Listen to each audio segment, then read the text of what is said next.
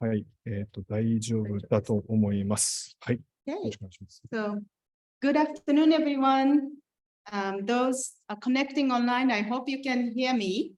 My name is Emiko Todoroki. I'm Vice President of SJA. SJA is Study Japanese in Arlington. Those of you who are not familiar with SJA, please check our website. We offer a lot of free activities, Japanese language, cultural events here in Arlington often. So please check the website and come join us in activities. So we are very pleased to present University of Tsukuba information session tonight. This is our second time partnering with the University of Tsukuba. And last time we had to do this virtually because of the COVID-19. So this is the first time we are doing this in person, and we are really excited to see all of you here. And of course, most importantly, we have a representative, Mr. Shah from the university joining, and he came all the way from Japan to present his university, which we'll hear tonight. So SJA started only 4 or 5 years ago. And it was started by students like some of you who are in the room, who are taking Japanese classes in high school right now, and their parents, as the APS was about to terminate Japanese language classes offerings. So the students and the parents came together to save Japanese language in APS. And that's how we are actually here today. And the Japanese language is still available to take in high schools in APS. And after that, of course, when you study Japanese in high school, you would want to visit Japan, or you want to go there to study, right? So this is a really great opportunity for us to be able to talk about what's next and what's available. What's the university like in Japan? So I do hope that some of you take advantage of the opportunities available. And we do know some of these, the alumni who went to Japan to study, and they are really sharing wonderful stories. So I do hope that you take that opportunity. So before passing the floor, let me first thank my colleagues. In fact, SJA board members are all volunteers. So Grace Kim here and Junko Katada, who did a wonderful job to put this together, this event together. And we have a few volunteers outside who helped you to check in. So if you actually are interested in helping something with activities, please also approach us to volunteer with SJA. But let me introduce Grace, who will introduce actually our guest of honor. So Grace, over to you. And Grace is one of the board members. Hello, everyone. Good evening. Okay, so we're honored to have a representative from University of Tsukuba, Mr. Mati Katsumata Shah.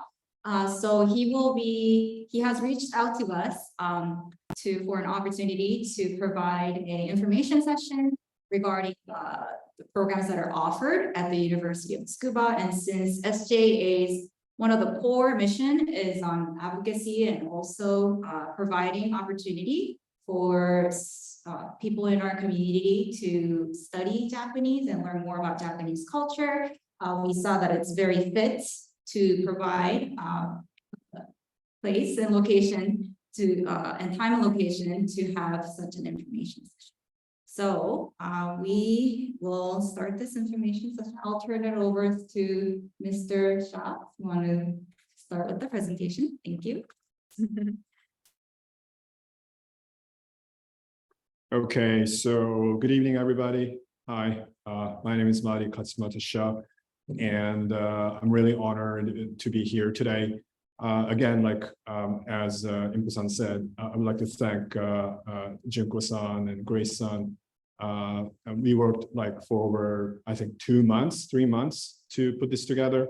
And I'm just really happy that you guys, answered our, call to action, and you actually came. I'm really appreciative with that. I'm also, thank you very much, guys, online. We're doing this hybrid, actually. So you guys are here, but there are also people in there. So in here, out there, everybody, thank you for coming. Welcome. I represent the University of Tsukuba, of course. But if you have any questions about Japan in general or Japanese universities, please feel free to ask, because I'm here also to promote Japan in general, or Japanese higher education in general, not necessarily bound to Tsukuba. Yeah.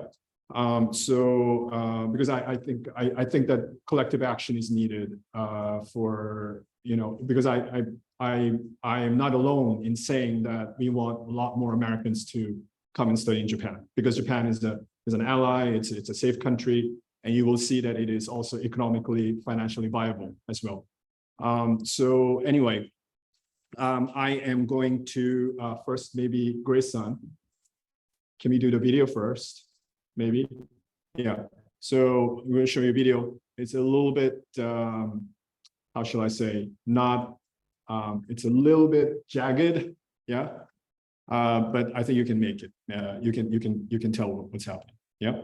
Hopefully, people online can also hear this. Yeah. So please go ahead.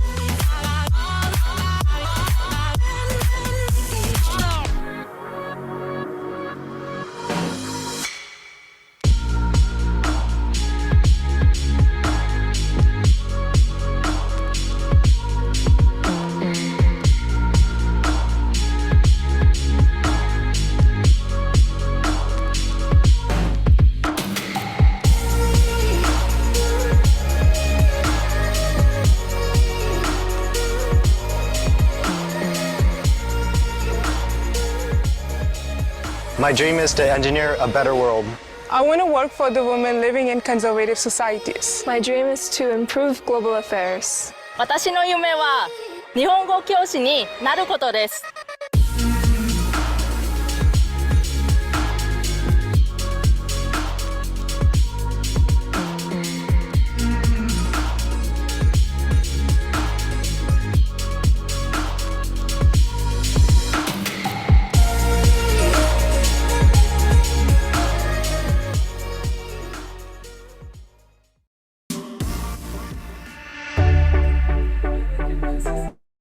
Great, thank you very much. I think the word I was looking for was choppy. It's a little bit choppy, but anyway, I'm sure that you were able to kind of make out what we were trying to say. And now I'm going to share my presentation with you. If you can just bear with me. Yeah. All right.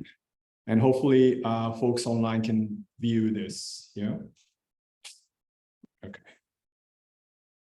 Yeah. Okay. So here. So Tsukuba is a city in Japan. It is what's known as a science city. And I was wondering if United States has a similar system or not. But this is a particular specific situation in which a city was designated to become a research and development center for the nation. So basically, what it means is that there are about 30 national public research institutes strategically located in the city. There are also about 200 plus private research institutes located in there. And so United States has, for example, NASA, the space agency, right? Japan has, do you know what it's called in Japan? JAXA, exactly, thank you. So JAXA has a very large presence in Tsukuba, and there's also a museum there dedicated providing services to tourists. So you can actually go to JAXA and you can have a taste of what food that astronauts eat, for example. Yeah, there's a very nice exhibition there. There's also like here, there are other famous research institutes such as NIMS, which deals with nanotechnology, for example, or ICE here. It's really hard to tell, but AIST is where they do research on advanced industrial technology, and so on. And the city here, is very green. There's a lot of trees there. You know, in the middle, I think you can make out this small this rocket. So this was actually, it was actually a rocket that was used in the past by JAXA. So it sits there as a monument. And I go jogging around there. It's perfect for jogging, cycling. I've got a baby daughter, so we love going out to, going out on a picnic or something like that. So it's really a chill place. At the same time, it's only like 45 minutes away from Tokyo.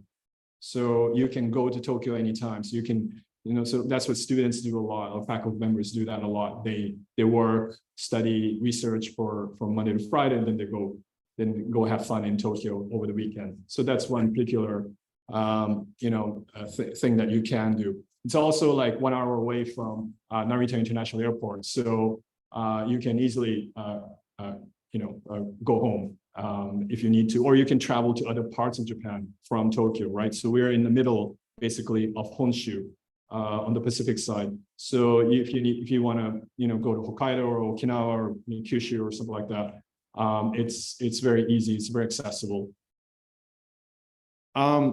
So we are young and old at the same time. We were established originally it was founded as a higher normal school. Normal school means that it was a teacher's college. In 1872, the Edo period had just ended, and there was a real dearth of school teachers at the time. They really needed to modernize pretty quickly, thanks to the fear of European colonization and American colonization. So they really needed to industrialize, militarize, and modernize the society. So there were many teacher colleges that were set up, and so that's how it started out. And in 1949, we're skipping many decades, but in 1949 it turned into the Tokyo University of Education. And then in 1973, it moved to Tsukuba and became the University of Tsukuba. And this year is the 50th anniversary of the move.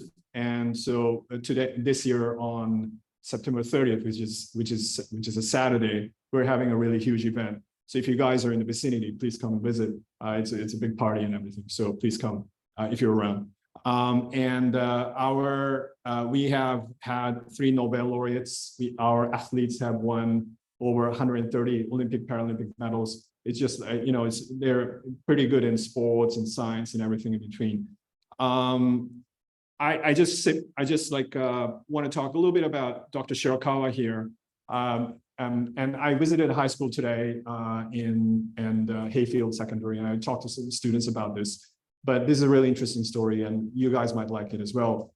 Conductive polymer is what Shirakawa sensei did research on with 2 American colleagues. So what they did was that, they wanted to find if the polymer could conduct electricity, and they succeeded. And thanks to that, we have the cellular phone. So of course, the cellular phone is not just about that. It's a culmination of different kinds of innovation. But the conductive polymer was really key, I hear. in creating the first prototype. So this was published in, the paper was published in the year 2000, and they received a Nobel Prize for that research. And the reason why I talk about this is that it was a very collaborative effort.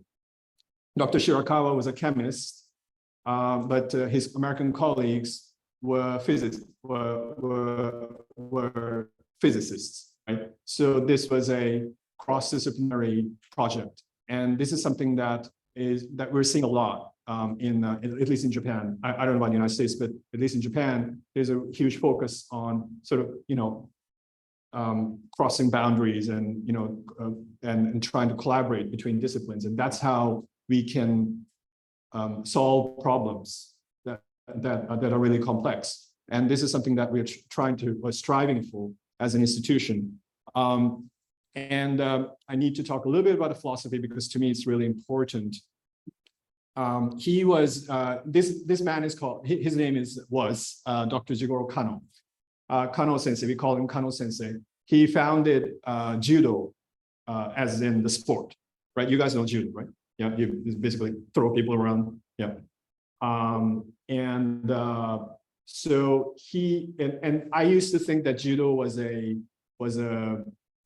traditional sport, but actually it wasn't. It's a modern invention. He invented it basically. He used to be bullied as a child, and he had to kind of fight off his bullies. So then he started researching on hand-to-hand combat techniques, and then he sort of was also into philosophy. So judo is actually, there's a word in it which says the way, which means the way. It's a way of life or living for him. He believed in ethics. He believed in creating a community. He believed in all those things. He brought in 7,000 international students, mostly from Chinese-speaking students, using sometimes his own money.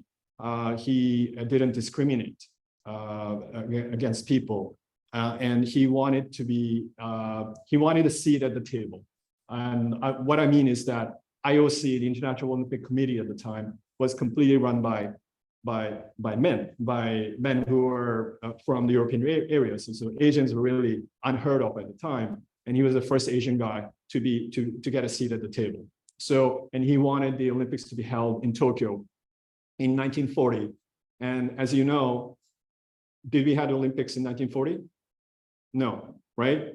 Because of World War II. Yeah, 1936, there was Olympics were held in Berlin, exactly. Yeah, and then in 1940 it was canceled due to World War II. And then Japan, and then by 1938 he died. He didn't. His dream was unfulfilled. But in 1964, we had the first Tokyo Olympics, and that we think that he had a lot to do with it. Yeah. Sorry, I'm going off into Dr. Kano's story. It's not about the university, but I think it's really important because he really set the foundations of the university.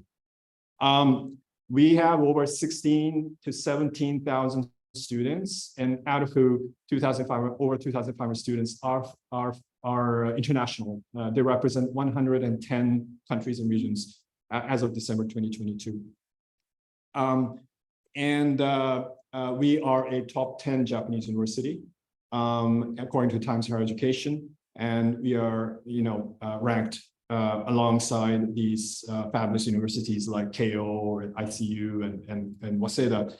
And we are, as I said earlier, we have an interdisciplinary approach in the sense that we encourage students to take classes in other disciplines. This is something which is not allowed so much in other Japanese public universities, but we encourage people to just cross over and go. If you are, for example, a medical science student, then we encourage you to go take classes at the art department because there could be a connection, right? And so on. The picture of the exoskeleton, can you tell on the right side? HAL, right? So you can shoot lasers and you can fly and you can destroy enemies with that. I'm kidding. Yeah, I'm describing a movie here, movies that you might have seen.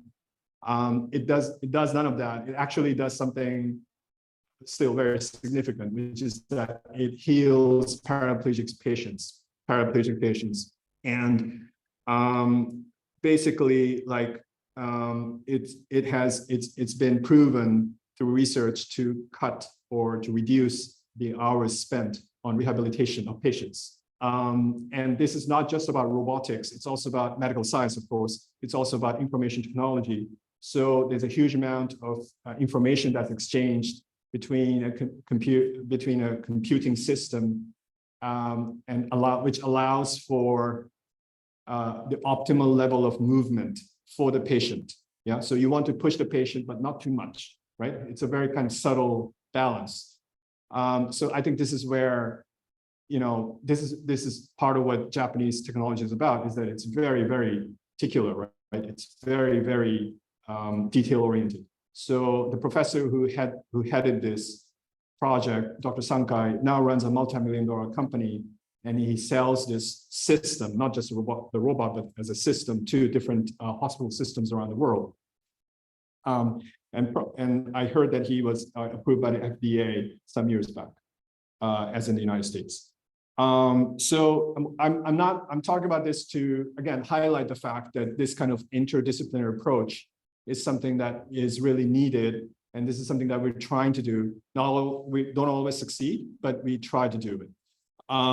And if you like multidisciplinarity, or if you are still, even if you're 16, you're kind of interested in science, but not really don't know exactly what you want to do, this could be a place for you to find what you want to do.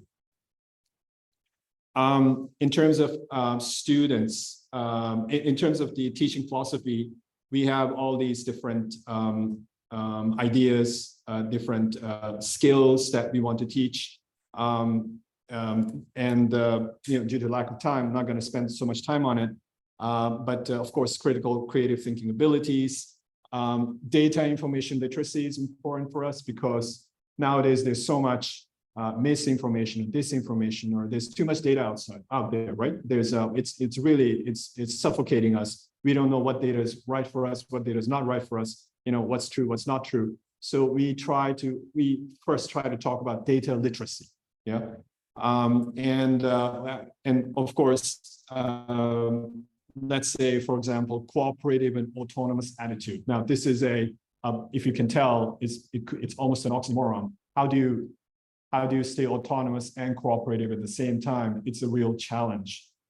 This is something that we face a lot in Japan, because we are a very cooperative society. We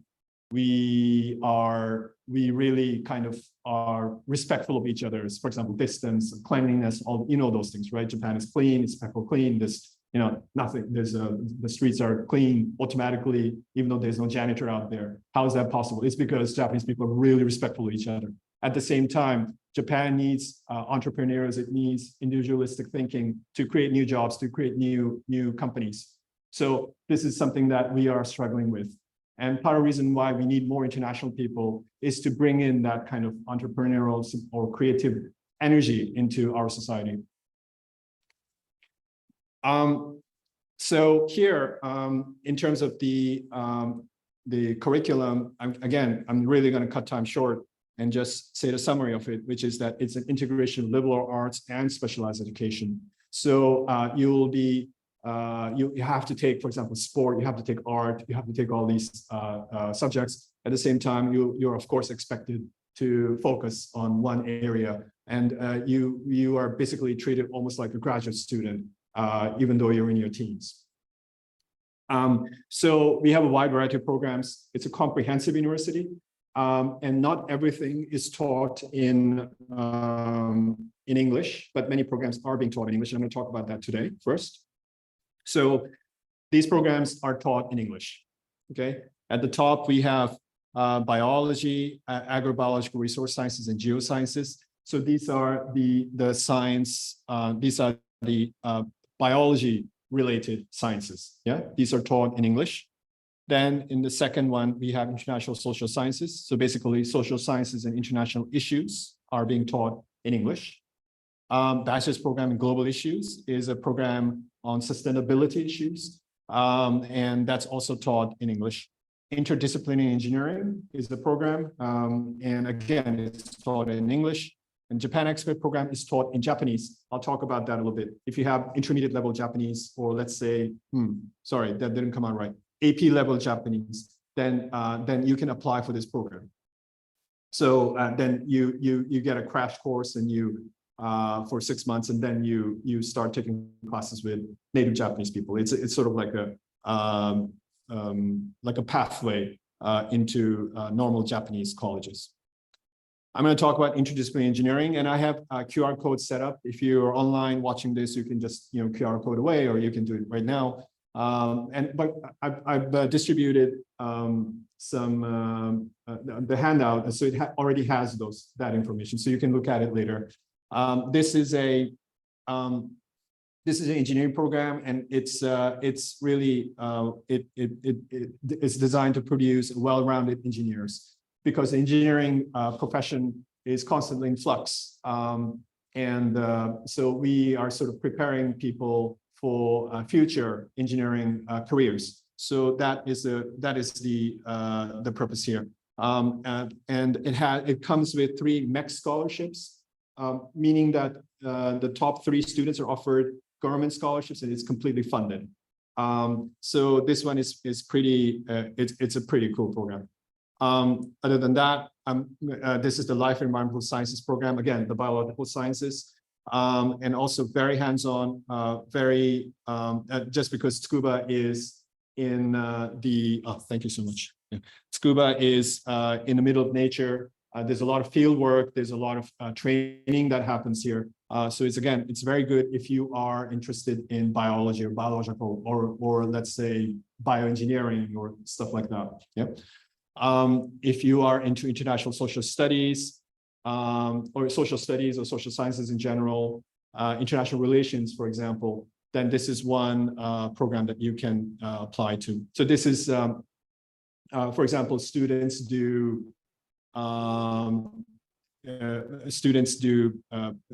many of our students have done international programs. One student went to Mongolia to study human rights abuses there. One student, a bunch of our students made it to the Model United Nations. They actually came to DC to participate in, I don't know if it's DC's over there or here. I just did it that way. Yeah, thanks. So, my point is that it was fully subsidized. The students didn't pay anything. They're flown over to DC, and they took part in Model United Nations activities. So for this, the application process starts in late October, November, December. That's when you submit the application documents. And then January, there's first stage screening. February, there's second stage screening. And March 31st, there's results. September of 24, you arrive on campus. This is the scenario if you are graduating from high school next year. Right, so your expected graduation is next year. Yeah. Bachelor's program in global issues. This is a 4-year program to provide students with basic knowledge and techniques to resolve global issues. So this is I don't know if you've heard, maybe you guys have heard of SDGs, Sustainable Development Goals, and so on. So this program is designed to train people to work in, for example, agencies like that, such as the United Nations or WHO and et cetera. Again, it's a very interesting program. This one is called Japan Expert Program. This is all in Japanese. If you study Japanese, you can make out what it is. But if you don't speak Japanese, for example, the parents here, there are 4 courses. This one is Japanese linguistics. This one is agrobiological resource sciences, and for example, this is the healthcare course, and this is the art course, yeah, Japanese art course. So these are typically taught in Japanese completely, but if you have like AP level Japanese, and then you can apply and if you get in, you'll be given a crash course, and then you'll be then you polish your Japanese, and then you eventually join Japanese students who don't speak much English, and you study with them. So it's that kind of pathway. So this one starts out late. The Global Issues Program and the Japan Expert Program, they start out late. They start, for example, in March of 24, and April 24, May of 24, June of 24, and September of 2024, you arrive on campus. Yeah, so that's the schedule. Admission requirements is that you complete 12 years of education.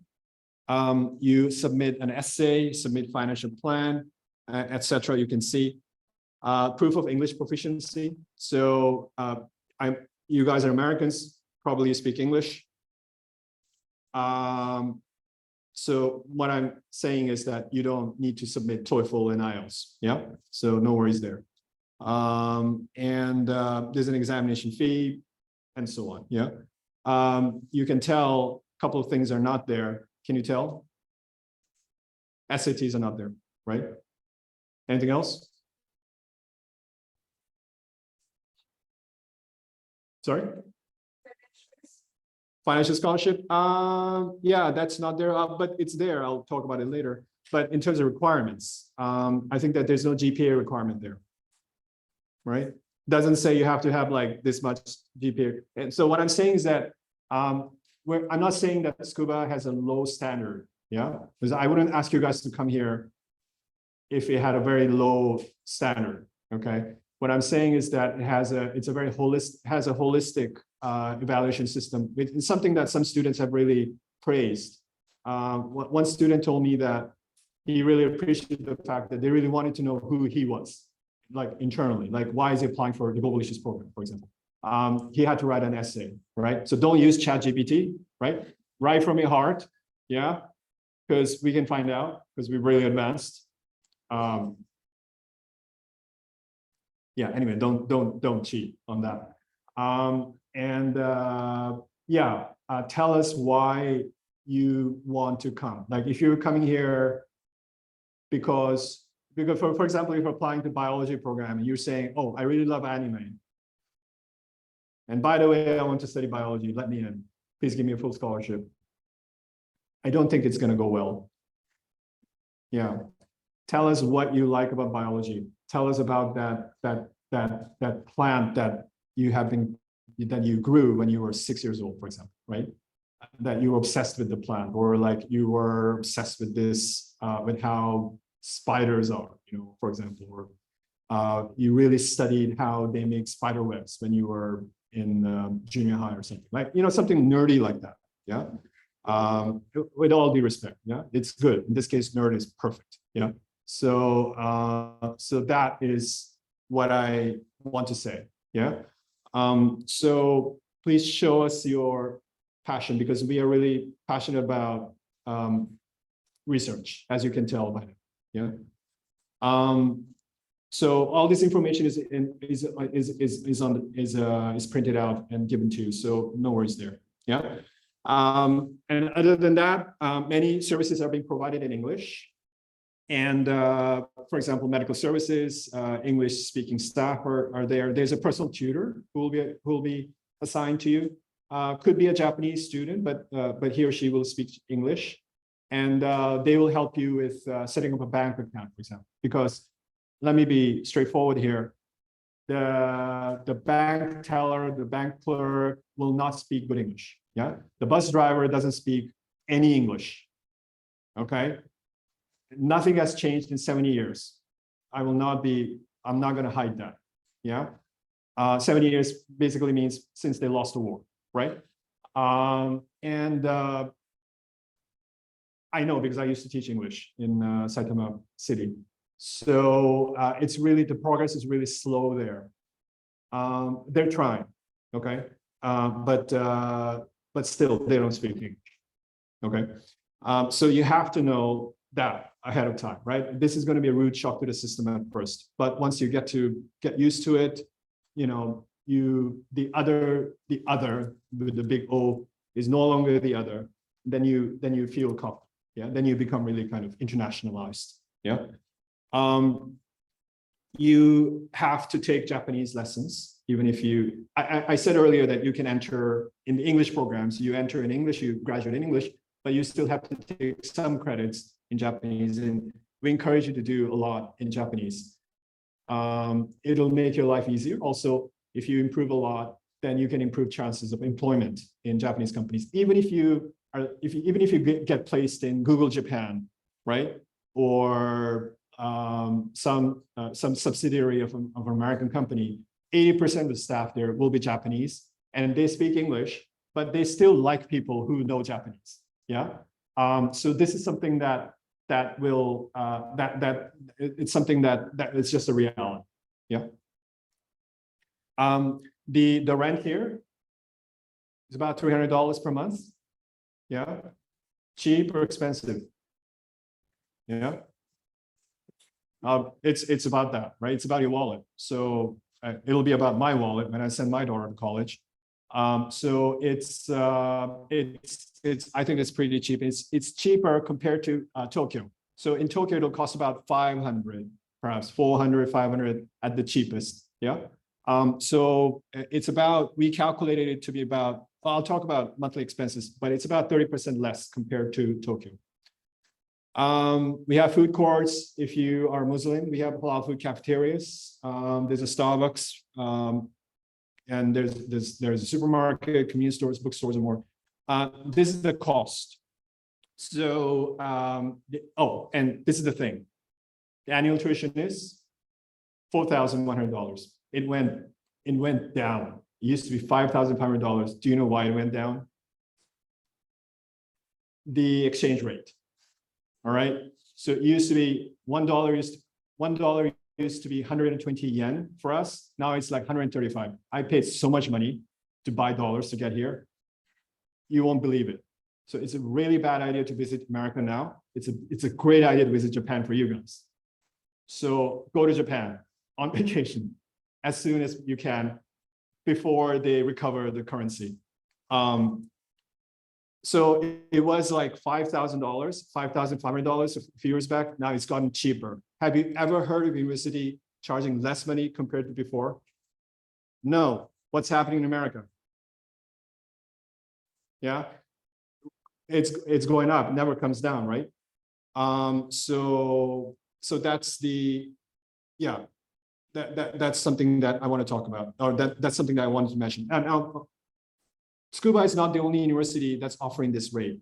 The other universities like University of Tokyo, Kyoto, many of these Hokkaido University, Hiroshima University, most of them are offering similar tuition rates. We are subsidized by the government. That's why it's possible. And it hasn't budged in several years.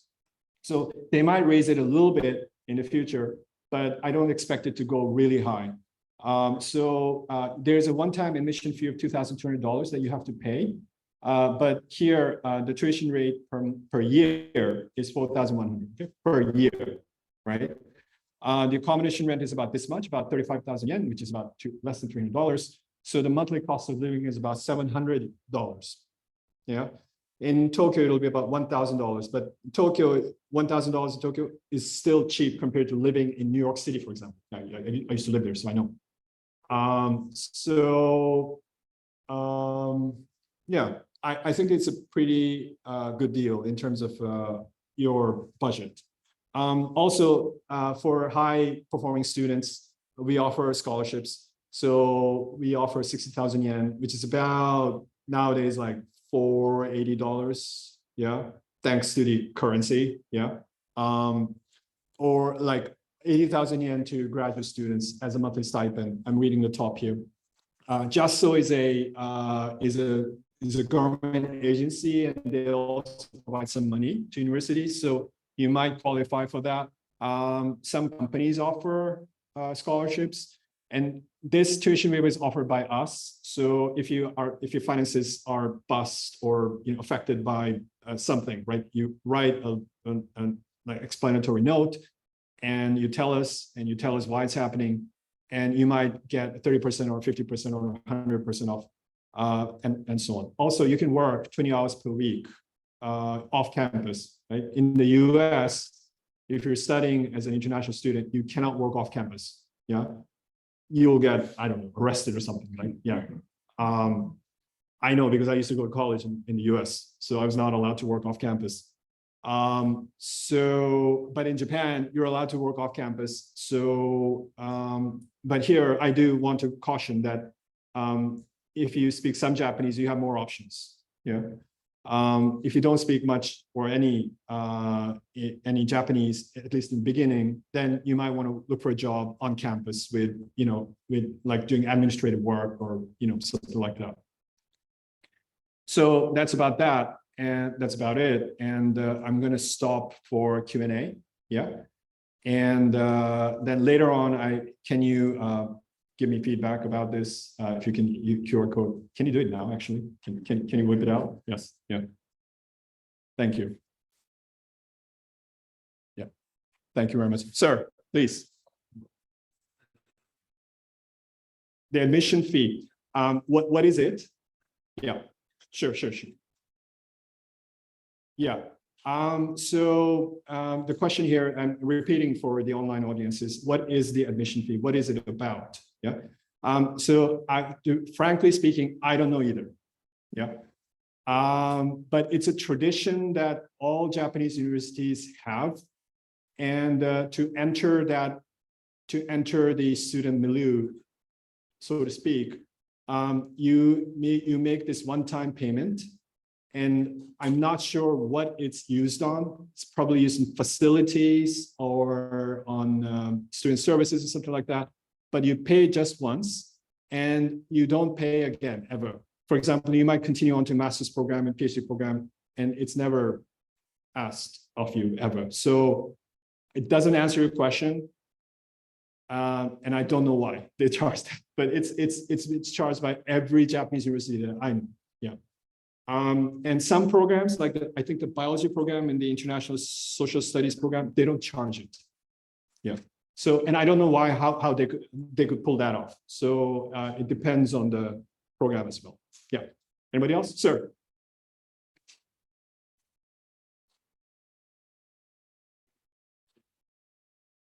Sure. Sure. Thank you for the question. I'm going to repeat the question so that our online audience can hear. The question was, are there any 1-year or short-term programs for university students in the United States? And the answer is yes, there are. But we have to check whether there's a partnership agreement between the universities. So if we have a partnership university agreement with your university, then you don't have to pay any tuition when you come over to Tsukuba. And then in terms of the transferability of credits, it is possible, but you should check it ahead of time. Yeah. Because some credits, for example, what happened to us is that what happened to our students is that they go abroad, for example, to a US university, they take some classes, they come back, and then they see that there's nothing. Our administrators see that there's nothing comparable to that course, then they sometimes don't get credit for that. So, so I think that the students should check ahead of time the course catalog and all that, and then ask our administrators if it's possible, or their administrators in their universities, whether they will accept those credits from Tsukuba. Does that answer your question?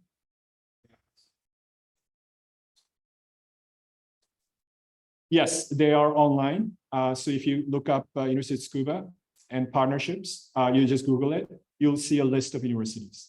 Yeah, yeah. I'm not sure if George Mason had it or not. I'll just have to check, for example. Yeah. Thank you for the question. Anybody else? Yes.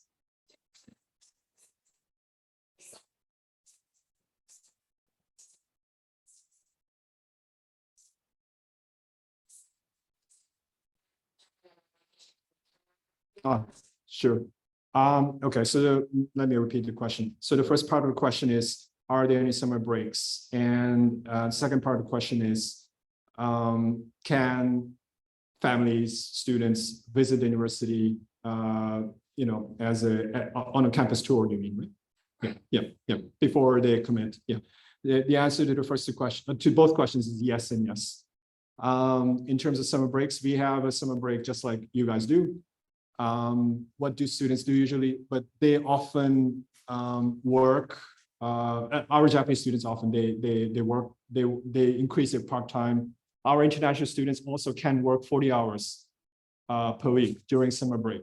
So what they do is they earn a lot of money during the summer break, but they can, of course, they're free to do whatever they want. Secondly, if you can let us know ahead of time, we in terms of the school trips or the visits, we don't do them as often as universities in America do, but we are changing. We're trying to change. So if you can let us know ahead of time, like a few months ahead of, or many weeks ahead of time, then we will do our best to accommodate you. Yeah. Anybody else? Some questions submitted online. Okay.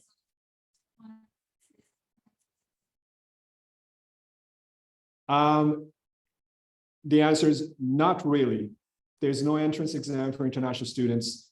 We will check your transcripts from the past 3 years.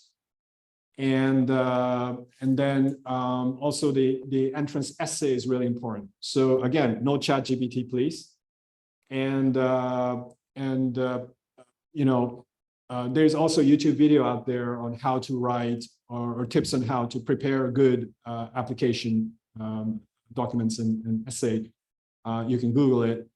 And there are also some other documents that you submit. If you pass through the first round, then they will interview you on Zoom. Yeah. And they will ask you questions about your motivation. They might ask a question about the subject. For example, you're applying to engineering, then they might ask you some questions from physics or mathematics or something like that. Yeah. If you're applying to global issues, they'll ask you about some global issues. Yeah. You know, about, for example, migration issues or global warming issues or something like that. So you should, for example, you know, read newspapers, you should read articles ahead of time and that kind of thing. Yeah. So there is no entrance test per se. Yes. Yeah, sorry, please go ahead. Yes. Sure.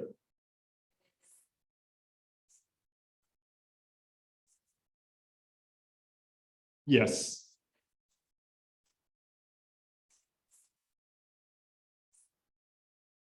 Oh, you mean yeah, you have to, the question is, do you have to apply to a program or can you do like can you apply to everything basically? Yeah.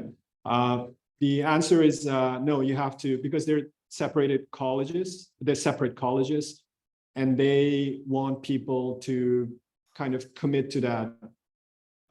People who are committed to that discipline. Again, earlier I said that it's good. This place is good for people who are unsure about what they want to do, but we still want people to be sure whether or not they want to go into biology, for example.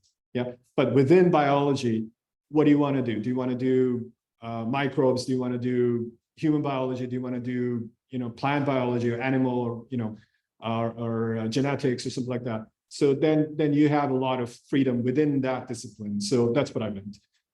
So the answer to your question is no, you have to commit. Yeah.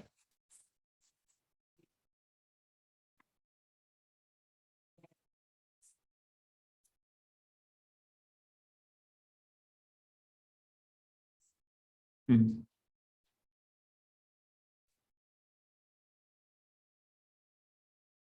Right. Right. Sure. So in your scenario, you want to return back to the United States? Okay. Then, yeah, hopefully not, of course. Yeah. Yeah. But if that happens, then again, it depends on the university that you're transferring to. But our courses are, you know, are set on a global standard. It should be no problem transferring. Yeah. For example, Biology 101 or something akin to Biology 101 would be similar to Biology 101 at, for example, George Mason. Yeah. So it should not be an issue. Sure.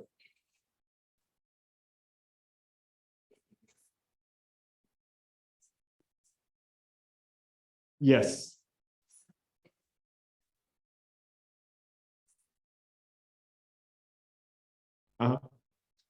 Sure.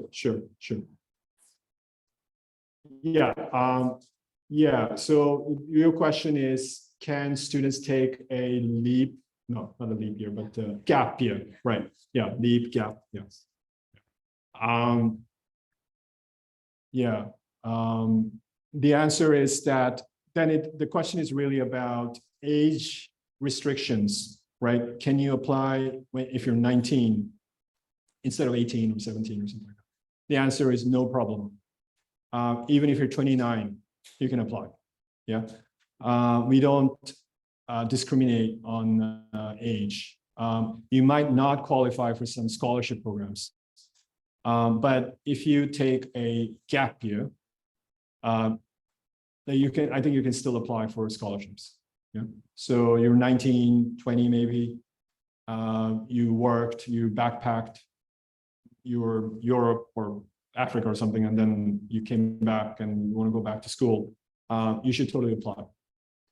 Yeah, but be very, very specific with the application. Yeah, you want to apply to the Global Issues program. Tell us why you want to do that. Yeah, don't say that you want to study global issues because you want to be in Japan.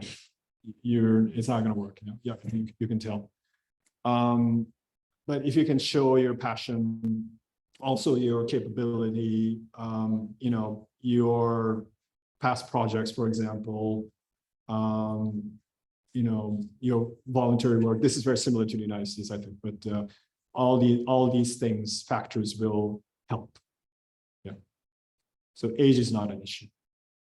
Yeah. Is that okay? Answers the question. Awesome. Anybody else? Yes, ma'am. I miss. Yes.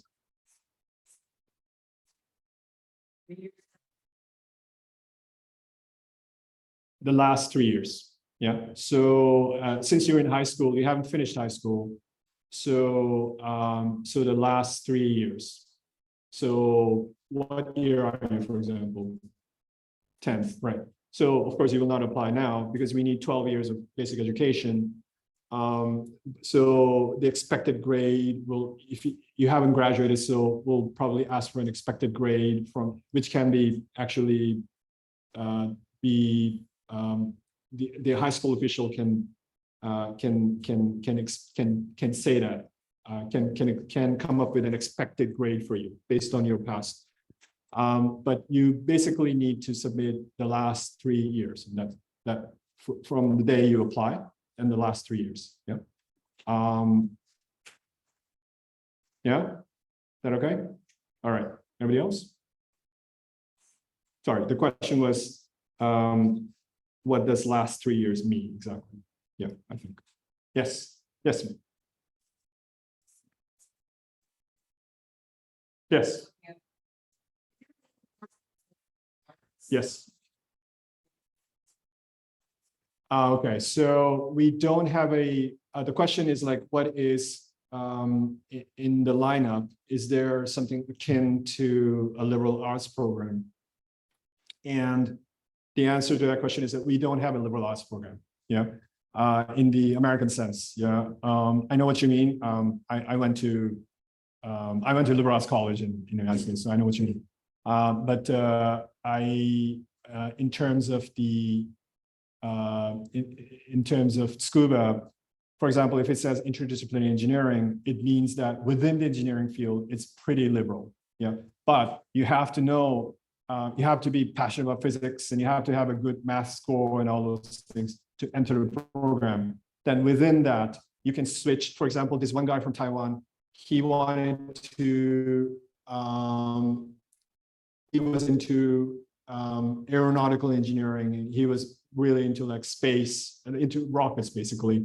But after studying with a professor, he switched to nuclear physics. So he wants to do fusion research now. And he is like, he spends all day, he's unreachable by phone because he's now in a lab, which is like this multi-million-dollar facility where they're creating parts for a fusion reactor. And you wear basically like a spacesuit and you go in and you never come out for like 12 hours or something. So this is just an example of how students switched from one thing to the other because he found something new. So yeah, to answer your question, we don't have a liberal arts program. We do have one, but it's in Japanese. So we created one for Japanese students. We're not up to that level of being able to provide it in English yet. Yeah, thank you for the question. Yeah. All right, anything online? Yes. Yeah. Question that says, what percentage of undergraduate intake Mhm. is it? That's a very good question. I don't quite remember. But we have, in general, we have, I said earlier that out of the 16 to 17,000 students, 2,500 students are international. But many of them are actually also, we have included exchange program students, like you mentioned, gentlemen, where they're talking about exchange programs. So many of our students are exchange students from other universities as well. The intake is, I think we have about 2,000 students and just about, I think about 100 to just over 100 students out of 2,000 students. So it's not a big percentage. Yeah, I might be wrong. I have to check. Yeah, but any other questions over there? Sure, please. Yeah. Mhm. Oh, okay. Sure. It is recognized completely. So many of our students, I don't know about the engineering program, I don't remember off the top of my head, but in all our programs, many students have gone on to for example, there was a student from Uganda who entered the biology program.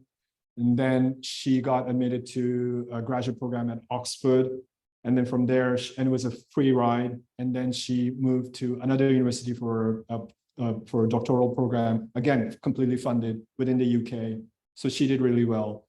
International social sciences, the student went to Berkeley, California. And University of Tokyo, another one went to University of Tokyo.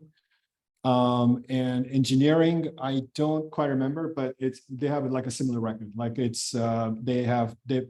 our students have gone on to really good graduate school. So they're very well prepared, I think, for the next step. And this is something that I want to talk about a little bit, which I didn't earlier. Many of you guys are students, high school students who are thinking of going, also think long-term. Yeah. So of course you probably want to get a job right after getting a bachelor's, but also consider doing a master's degree and a doctoral degree, perhaps. See if it interests you, if you're interested in research, deepening your expertise and knowledge. Yeah, I think it's going to become really important in the future. Yeah, a four-year degree might not be. I know that in America they're debating the value of a four-year degree. Yeah, in some circles. Am I right? Yeah, some people are like, is college worth it? Obviously, I'm standing here, and I think that honestly, from the bottom of my heart, I believe that college is important. That basically you can earn more money if you have a college degree, right? But also having a master's degree, for example, is really good in terms of giving you confidence. For example, I have a master's degree. I got it from Keio University in Japan, another different university. While working, I got it, but I wish that I was not working at the same time. I wish that I was a full-time student and studying and doing a really good job with my thesis, because I wasn't really satisfied with my thesis. So this is something that I encourage. Have a long-term view as well. That's the other option that you have. You can go straight for a master's degree. Yeah. So people who go to master's degrees at our university, about 50 to 60% stay at Tsukuba because they really like their professor. They really like the work that they're already doing. But the rest, they go to other universities, like within Japan, they go to, Tokyo University, they go to Kyoto, they go to, Tokyo Tech, or they go to, again, those famous universities abroad, Berkeley, NYU, somebody went to NYU, somebody went to Columbia. Somebody have gone on to European universities. And so on. I'm trying to remember. Yes, please. the admission rate, the admission, right, depends on the program. Some programs have a like there are 10 people vying for one seat. So it's quite competitive. Yeah. For example, the engineering program has 10 seats per year. And I know that 103 people sent in their applications. Yeah. The international social studies was lower, but there were like 8 people. There are like 8 seats for that. There are 4 seats. Yeah, 4 plus 4. There's 8 seats. And I know that about 60 something people applied. Yeah. So it is pretty competitive, but please don't be discouraged because frankly speaking, many of those applications are not very good. Yeah. Yeah. Or not up to par, or they're good, but their heart's not in it, right? We rejected a guy who had a score of 1,530 out of 1,600 in terms of SATs. Could have gone hard. So we interviewed him, and he said, we asked him, we said, you know, why do you want to join us? And he said, well, I want to go into biology, and then after that, I'm going to be a lawyer, and then after that, I'm going to be a corporate this and that. And our professors were like, no way is he going to come to us. We're not admitting him into our program. We need people who really are interested in this topic, in the topic of biology or the subject of biology. We don't need them to become scientists, but we need them to be committed for 4 years. We want them to be completely committed to biology for 4 years. So in terms of that, I'm talking about quality as well. So a lot of applications are not good enough. Yeah. So yeah, hopefully that answers your question. Guys, what do you think? Yeah. Yeah. Online, is there anything? Okay. Yeah, we're pushing on time. I don't want to take up your time. You know, it's I'm sure you guys are hungry and tired. You worked all day, studied all day. Thank you so much for coming.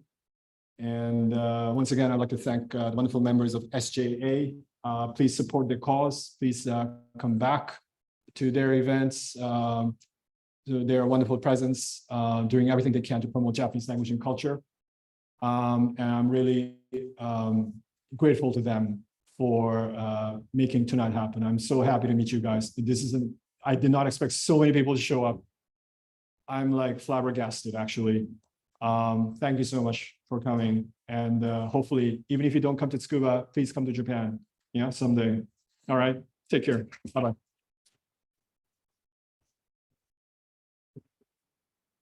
So thank you so much, Mr. Sa. And I should have emphasized at the very beginning that University of Tsukuba is one of the best universities in Japan. You know how many universities we have in Japan? Quite a few, yeah, over 700. So, and top 10. So just remember that it's a really great university, great facility, very affordable despite, and great faculty, students. So I hope you gain more interest in going to Tsukuba, or if not, like Mr. Shah said, to Japan. So thank you so much for coming. We have small snack if you wanna take it on the way home, and please stay in touch with SJ. So thank you so much for coming tonight. Thank you.